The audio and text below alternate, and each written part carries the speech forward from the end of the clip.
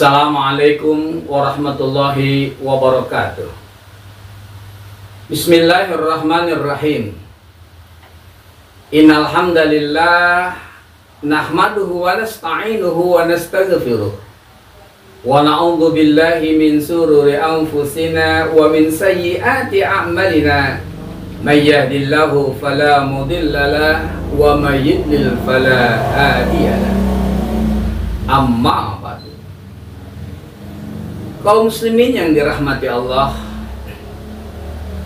ketika sepasang anak manusia melangsungkan sebuah pernikahan, memasuki kehidupan berumah tangga, salah satu yang didambakan dari hasil pernikahannya adalah hadirnya di tengah-tengah mereka keturunan, buah hati, belahan jiwa. Di samping sebagai dambaan, kehadiran anak juga menjadi sebuah harapan. Hampir semua orang tua menaruh banyak harapan dengan hadirnya buah hati belahan jiwa. Semua orang tua berharap hadirnya seorang anak di tengah-tengah kehidupan mereka menjadi pelengkap kebahagiaan rumah tangga, menjadi penghibur di kala duka, dan menjadi penyedap mata memandang saat derita menerpa. Namun anak juga sebagai amanah yang bisa menjadi fitnah dan ujian dalam kehidupan kedua orang tuanya.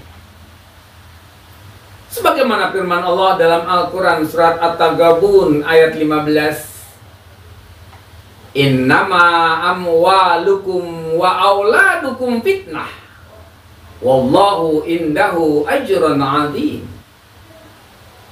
Sesungguhnya hartamu dan anak-anakmu hanyalah cobaan bagimu, dan di sisi Allah pahala yang besar.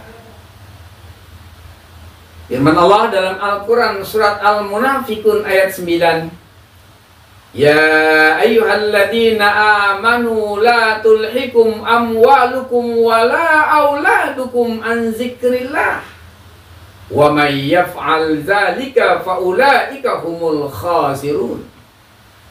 Wahai orang-orang yang beriman, janganlah harta bendamu dan anak-anakmu melalaikan kamu dari mengingat Allah. Dan barang siapa yang berbuat demikian, maka mereka itulah orang-orang yang mendapat kerugian. Kelak di yaumul kiamah nanti, setiap orang tua akan dimintakan pertanggungjawabannya terhadap amanah anak yang dipercayakan Allah kepadanya, sehingga kelak anak bisa menjadi penyelamat dari azab dan siksa Allah, serta memasukkan orang tuanya ke dalam surga. Tapi bisa juga menjerumuskan orang tua pada kemurkaan Allah Subhanahu wa ta'ala dan menariknya ke dalam jurang api neraka. Kaum muslimin yang dirahmati Allah, anak bisa juga menjadi musuh bagi kedua orang tuanya. Firman Allah dalam Al-Quran surat At-Taghabun ayat 14, Ya ayyuhalladzina amanu inna min azwajikum wa auladikum aduwwan lakum fahjaruhum wa in ta'fu wa tasfahu wa taghfiru fa innallaha ghafurur rahim. Wahai orang-orang yang beriman, sesungguhnya di antara istri-istrimu dan anak-anakmu ada yang menjadi musuh bagimu. Maka berhati-hatilah kamu terhadap mereka. Dan jika kamu maafkan dan kamu santuni serta ampuni mereka, maka sungguh Allah Maha Pengampun lagi Maha Penyayang. Sebagian mufasir menjelaskan maksud anak sebagai musuh di sini adalah menjadi pihak yang menghalang-halangi orang tua menuju ke jalan Allah, merintangi jalan menuju ketaatan kepada Allah Subhanahu wa ta'ala. Bukankah kita pernah mendengar banyak kasus ada seorang ayah atau ibu yang dibunuh oleh anak kandungnya? Bukankah juga pernah terjadi seorang ibu renta berusia 90 tahun yang dituntut secara hukum digugat 1 miliar terkait sengketa tanah oleh anak dan menantunya? Bukankah juga masih terngiang-ngiang dalam telinga kita berita tentang seorang ayah yang digugat 3 miliar oleh anak-anaknya? Dan sederet kejadian lainnya yang menandakan betapa banyaknya peristiwa di mana anak seakan-akan menjadi musuh bagi kedua orang tuanya. Jika kita bertanya, siapakah yang salah? Orang tua pasti merasa dirinya benar, karena selama ini ia merasa telah melahirkan dan membesarkan anak-anak mereka.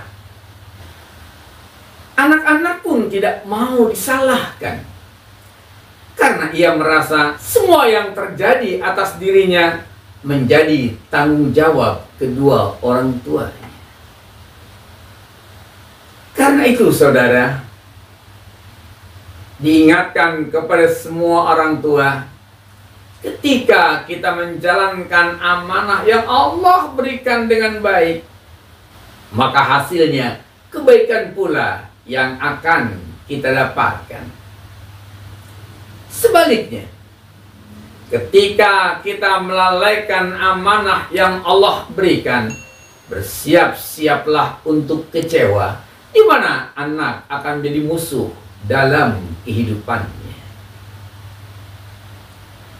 Allah ingatkan kita melalui firman-Nya dalam Al-Quran surat An-Nisa ayat 9.